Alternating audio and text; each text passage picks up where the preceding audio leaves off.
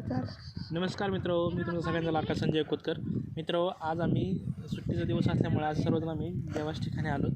तर इथं खंडोबाचं मंदिर आहे आणि हे खूप असं उंच डोंगरावर आहे. तर मी तुम्हाला दाखवतो. आमच्या गुंडेगावपासून काहीशा अंतरावर कुळथुळ हे गाव आहे. ह्या दोन्ही गावाच्या शिवावरती हे खंडोबाचं मंदिर आहे.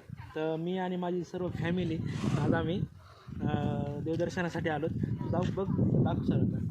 माझी सगळी फॅमिली बघा, आता दर्शन वगैरे झालं आहे आमचं आणि आता हे सगळे फोटोशूट वगैरे करतायत.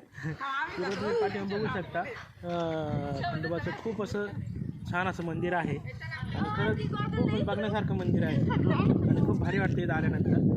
सुट्टी दिवशी खरंच ज्यांना शक्य होईल त्यांनी इथं यायचं आहे आणि दर्शनाचा लाभ घ्यायचा आहे. दर्शन झाल्यानंतर इथं खूप असं सुंदर असं प्रसादाचं नियोजनसुद्धा असतं. समोर प्रसाद वगैरे असतो. लहान मुलांना इथं खेळण्यासाठी बाग वगैरे आहे.